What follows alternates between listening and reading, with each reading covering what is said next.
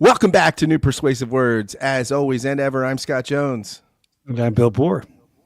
How are you doing Bill, today, still Scott? the same. I'm still the same. Still the You're- same. Well, Da, I da, think you're da, better. I da, think you're da, better. I da. think you've improved. Little Bob Seger, baby. Little Seeger. Little Bobby Seger. Bill, Bob this Seger. is, we're after Easter. One This of is- Detroit's finest. I didn't know he was from Detroit. Oh yeah, yeah. That's fantastic. Gotta love It's Detroit. graceful. Yeah, he and Glenn Fry. Nice. Glenn Fry, who The H is O. Remember that skit? didn't both of those guys do music for Beverly Hills Cop movies, which are set in Detroit? There we go. There we are. I feel like they both did. Probably not accidentally. The heat is on. Yeah, the heat is on. That was Glenn Fry, right? Right. It was a The very, heat is on. very awkward SNL skit as well. That was like that. The heat is on is that opening scene. Is the music in the opening scene Oh, yeah. of Beverly Hills Cop where he drives through in the truck with a cigarette truck. It was fun. That is Yeah, still one of the best. That's so funny. That whole fun thing. movie. Yeah. Look, this is a government sealed cigarette. These cigarettes are very popular with the children. You can't get no clearer than if they're so good, why don't you take them all and smoke them in the park? Because I don't smoke Lucky Strike. I smoke King Size Catch. So much funny in that whole Yeah, it's thing. very funny. Bill, we okay. Let me just share a few things here. What am I going to share with you? Do you get nervous when I say that? No. All right. Well, we want to We're talk. beyond- We decided. We're way beyond that. Got nervous though, yeah. Oh no. gosh. So I wanted to share something with you. We were going to talk a little bit. We can about some piece I wrote over for the good folks over at Geneva. I mean Mockingbird. And but I wanted to run something by you though before we got into it. And we could, I don't know, this may keep us the whole show. And maybe we'll talk. I All don't right, know. let's go. Let's go. This is something I heard on the Jon Stewart Daily Show, weekly show podcast, which is excellent. If you're not listening to it, it's, anybody out there that's listening, it's wonderful. And he was discussing. His guest was Rory Stewart, who is a former conservative member of Parliament in the UK. Now has a big politics show. And one of the people in the conservative movement that actually resigned in protest over Boris Johnson being prime minister. Good for him. And so he said, I've talked to some of my conservative friends in the United States, and I say, why don't you all resign? Or why don't you stand up to Trump? I'd lose my seat, they say. He's like, we resigned. So this profile is encouraged. Yeah, oh gosh. Yeah, good. Oh, yeah. that we had lost the War of Independence. Maybe things would be different. They might But be. he said he had something that was so lucid and concise about where we're at. And he said, look at what defined the world from 1989 or 1988 to 2003 or 1989. He said things that defined the world after 1989. And he said, look, first thing, liberal democracy, right? In this period of late 80s, 88, 89 to 2003. The number of democracies literally doubled in the world from 1988 to 2003. Doubled, right? So the number of countries that I guess the UN or whoever keeps track of these things would say, yeah, they're democracies. So liberal democracy was all the rage. The second thing, globalization, free trade, open markets are all the rage, right? They increase. Right. This is neoliberalism on steroids. That really the market is where it's at, not The EU. big centralized. Yeah, the EU, not big centralized government, but markets are really where the dynamism is. And the third thing was a rules-based international order. And he said, the strength of the UN. He cites the intervention, multilateral intervention in Bosnia. Right. These things are all from 88 to 2003 things that really drive and are characteristic of the world. in that Say period. And he says- the first Iraq War. First Iraq War. Well, so here's where it goes. First Iraq War, which was incredibly successful, right? Right. I mean, it depended. I mean, by Not for Saddam. Not for Saddam Hussein. not for the Iraqis that were in those trenches. Not for Which the were Kurds. not a small army. I mean, that was not Yeah, a small but number. But the trouble was that most of those guys that got incinerated on the front lines had been pulled off the street. He saved his Imperial Guard. So Yeah. so that war wasn't so great for those guys in the trenches, not so great for the Kurds or the Shias. So Iraq, who were left out to dry. But I'm sorry, I defer. I hear that. I hear that's who takes over with the Vermont National Guard, the Imperial Guard, not the street urchins that are regularly defending Vermont. Right. So he would say that from 2004 to 2014, all those things were discredited. First, the 2008 financial crisis wrecked our faith in markets. Second, Iraq and Afghanistan wrecked our faith in international interventions. And third, this is maybe the most interesting one, the rise of China. In 2004, China had a smaller economy than Italy. Now, if that's something, it's mind-boggling. It was seventh in the world. No offense to Italy there, by the way, or the fine. Yeah, seventh is not bad. No. There, well, you'll be going to Italy soon. And within 10 years of being the seventh largest economy behind Italy, it becomes the largest manufacturer and exporter in the world. And it does all this without being a democracy. So this idea of free markets, free people, free markets make free people, that's not true with China, right? So it shatters our faith in democracies. Slave labor makes cheap products. Yeah, exactly. So he says, by 2014, we have all this and the rise of social media in a way that becomes ubiquitous, right? And you put all these things together, he says, these are remarkable developments. And then look at 2014, Modi's elected in India. 2014, Putin takes Crimea. 2014, ISIS goes across the Mosul border. 2015, you have far-right party elections and win elections in Poland. Erdogan becomes more authoritarian. And then 2016, Trump is elected. We get Trump 1. Yeah. And then he says in Trump 2, we he suggests, live in the shadow world where liberal democracy has become authoritarianism or is becoming. Free trade becomes protectionism, and rules-based international order, and this is great, rules-based international order becomes the strong will do what they will and the weak must suffer what they must. I mean, I'm surprised no one wrote a folk song with that title.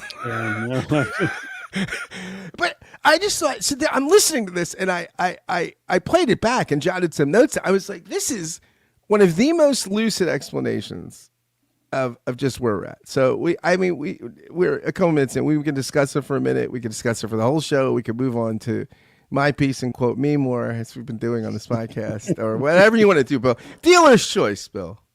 Yeah. Well, first of all, I think that is something I think worth digesting, right? Thinking about that. They talk about how much did 9/11 factor in that? They didn't talk because 9/11 is sort of 9/11 is in the cusp of still the international order. 9/11 is pre-2000 is pre-2003, right? So it's still so there's still almost a reinforcement of the international order, right? Where the people in France are saying we're all Americans now. Right. Oh my God, you can't imagine somebody in France saying that. By the way, another thing he said, he's like, there's just no framework for this in England. He's like, now we're thinking about, that basically they almost basically scrapped the British Navy. They're thinking, look, we can just rely on the Americans, just basically have a Marine force. And now there are conversations in England. He just thought he'd never be that. What if America's not in the foreseeable future a reliable ally or partner? Right. He's like, there's just not. He's like, we just don't have a doctrine for this, like geopolitically. It's just remarkable.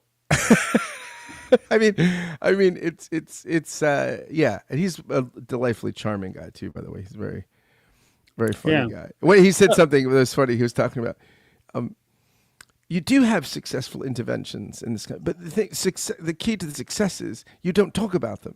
You have 25,000 troops in South Korea. You just don't talk about it.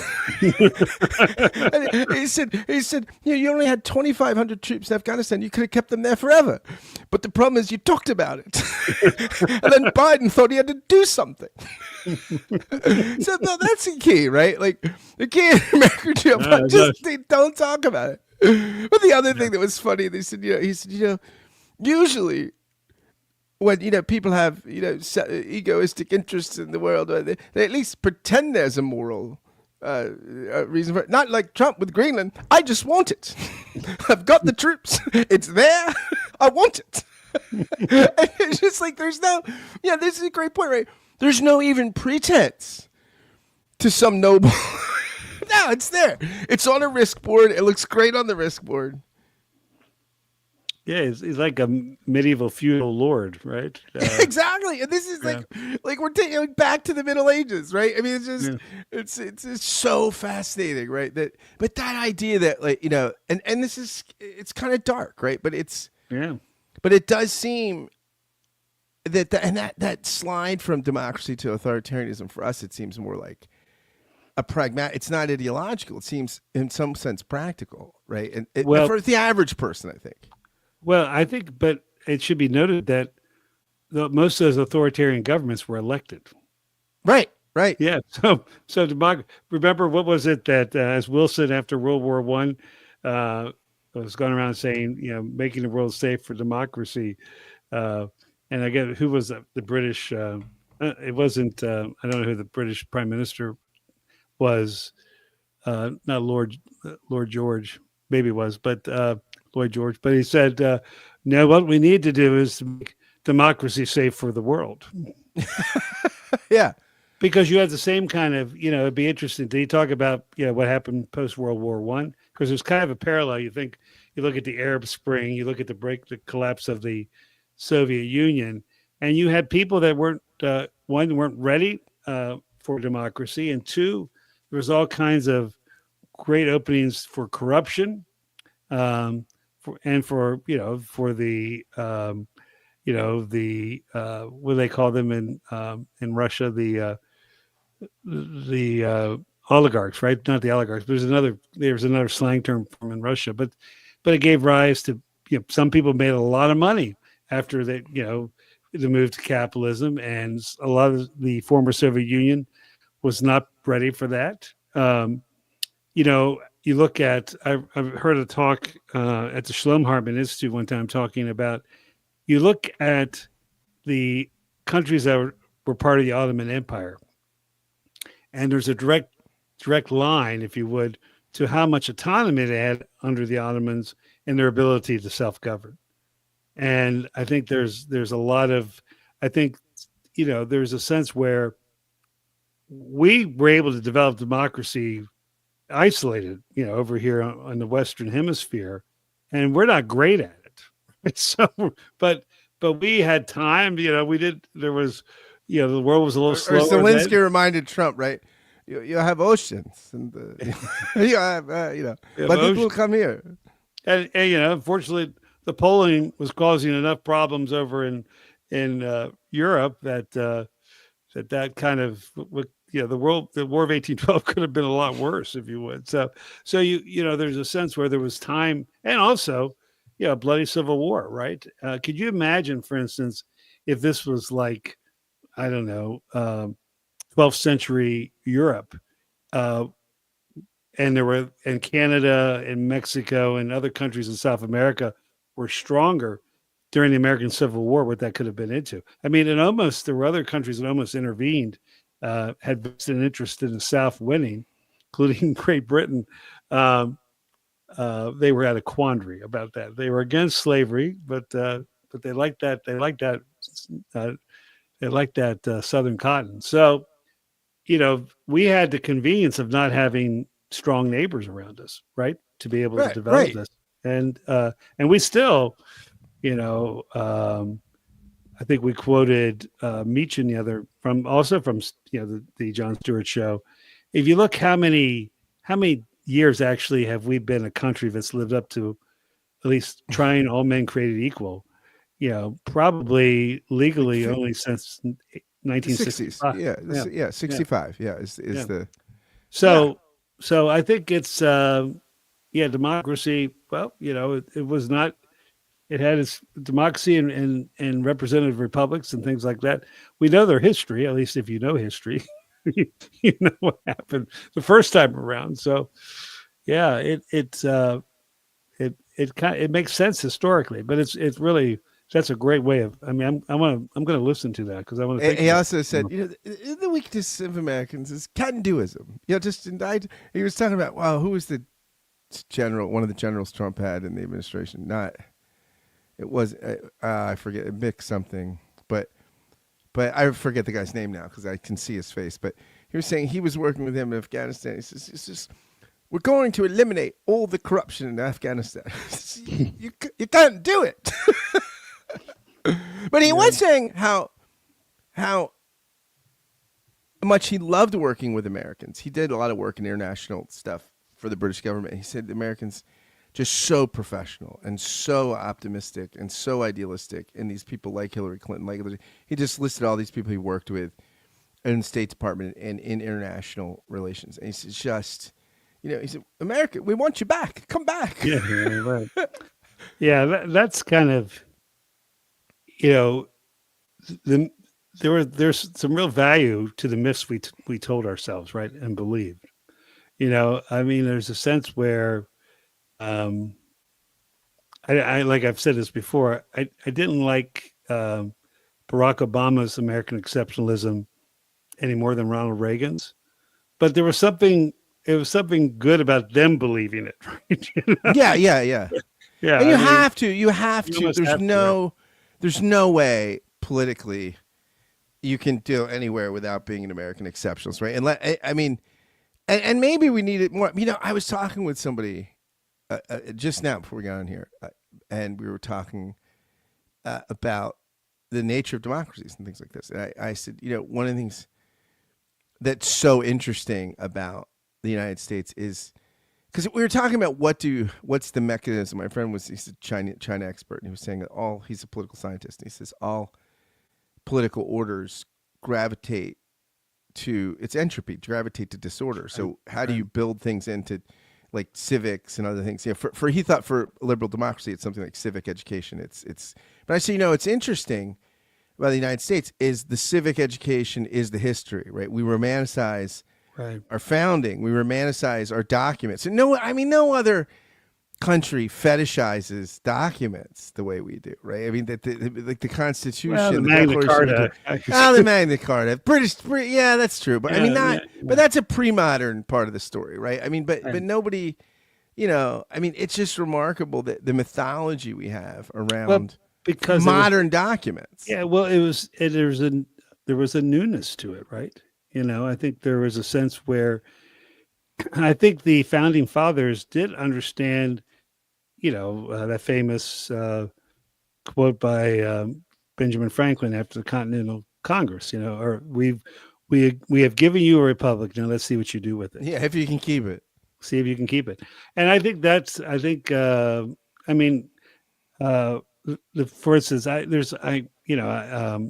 remember the name of the book, but there's a book that was written about what happened to the signers of the Declaration of Independence. And many of them, it ruined many of them. Yeah, right? yeah. It absolutely. Some of them became secessionists. Yeah, but there were people. There were definitely people who signed the Constitution, or who were delegates to the Constitutional Convention, who by the end of their lives thought the project should break up. But thought New England should leave. Thought the immediate cost of what they did. Right, the property was seized. Some were they died, paupers. There was some died. I think some died in battle. Some died during the war. So there's a sense where it was. But what happened to Vermont signers, Bill? That's the real question. Well, Vermont was not a state, or it was not a colony. So wait, I don't know if so. Vermont was part of a contested space. The Green Mountain Boys came into existence to fight New Yorkers. Why did I think Vermont was so? Well, I mean, they were the Green Mountain Boys. They fought, but they were. Right. But Vermont was I don't know that there were any Vermont signers because they were not one of the 13 colonies. They were not What was the represented. closest? What was the closest to them? They were part of it. It was a contested Massachusetts. state between Massachusetts and New York.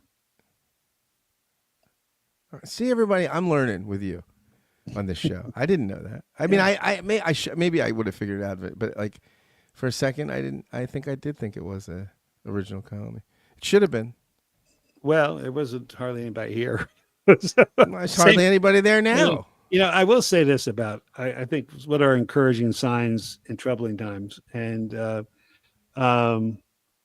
yeah, it was good to be reminded. Not everybody's universally happy with some of the stands we take, and some of and are talking about this. I had a little bit of a fallout at my church.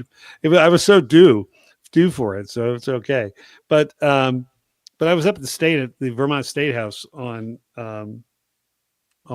Tuesday, and one of the things that was really interesting. I was asked to come, and there are. I mean, Vermont is a small state. You walk in the door of the State House says no guns allowed. That is the only security. So you just walk right. It's harder to get into the local courthouse than it is the State House. But there were people.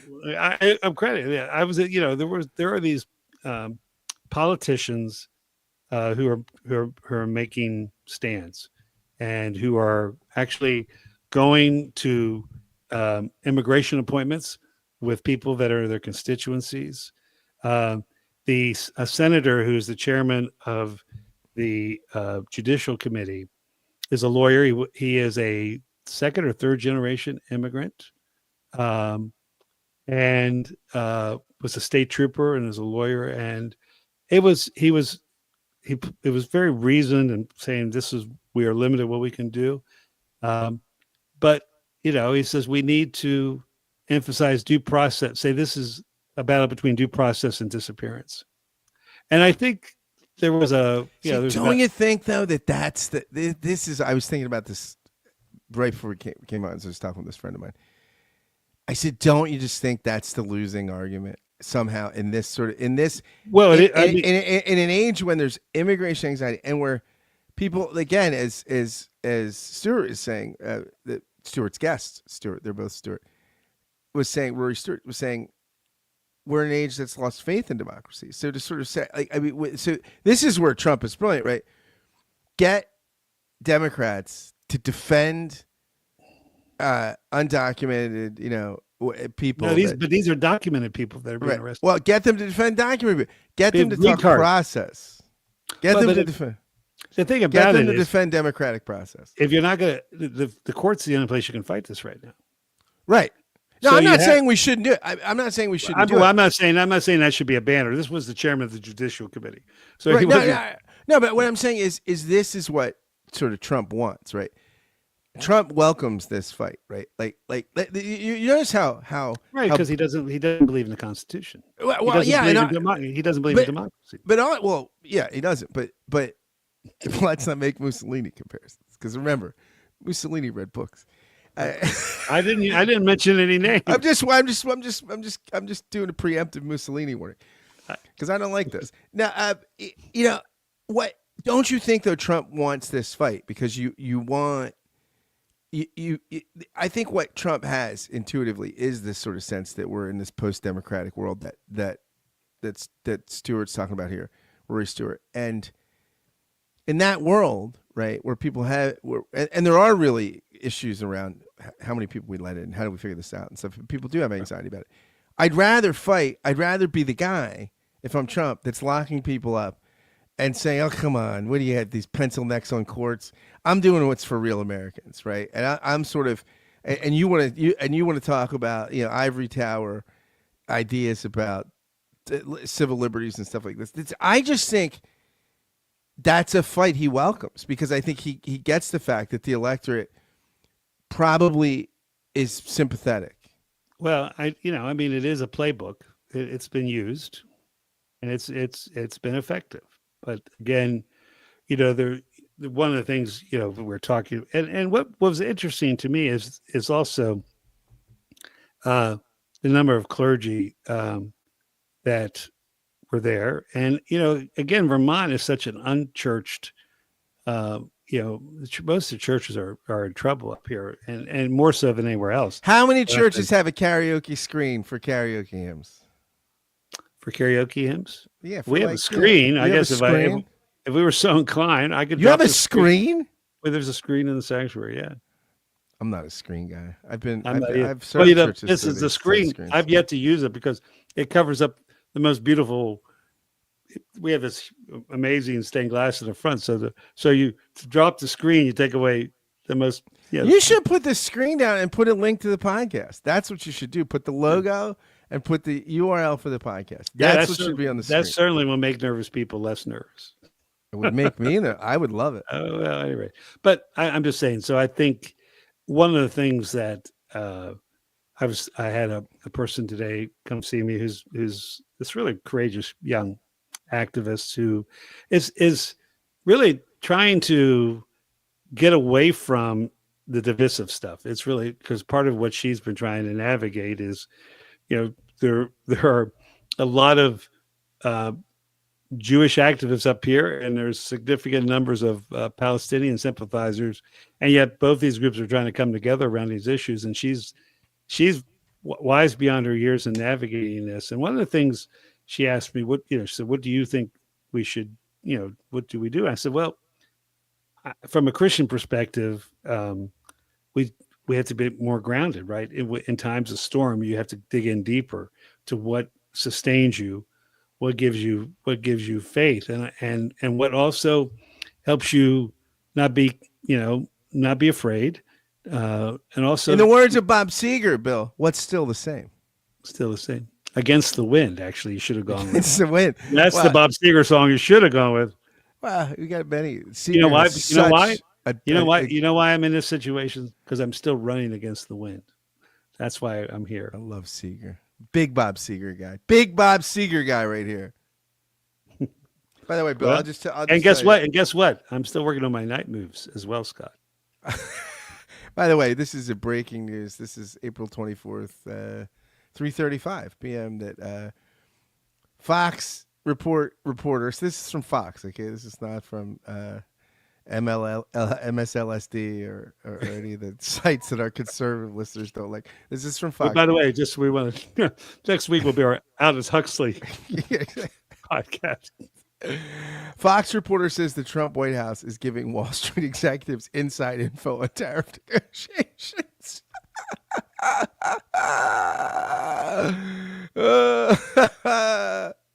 Was that wrong? Because we did that at the last place I worked. I mean, this is insider trading to Trump to get. Yeah, I can't write that, Bill. That's just popped up on the screen. Well, you know what my first response is? What's that? I hope my accounting group is part of that. Exactly. Let's hope you're 501k. Exactly. I hope they were on the email. I hope, or at least on a text chain with Pete Esmond. I hope that it trickles down, right? I mean, at any rate, but. Well, I think we should do our next podcast. We'll do your article because I thought it was good. We will do the article about today. I thought that was good, and who knows where we're going. Well, I like we say. I think it's, I think it's important. We're trying to figure this out too, and I think before you sometimes act and react, and you and I both, the idea where do you take stands and. I think it's helpful to try to understand these things, and appreciate we've got what's encouraging about the age we live in. I mean, I grieve the loss of. I think there was some merit to having real news from the networks and that we all listen to, but the fact is we have access to really smart people that we wouldn't even know existed, and people who actually care to make things better. So thank you for sharing. And Bill, we do have real news. We've got Fox News. All right, I forgot. Fair and balanced, baby. Just like this show. Fair and balanced. All right, everybody, stay tuned for next time, and thanks. Thank you. Take care. Joining the show today.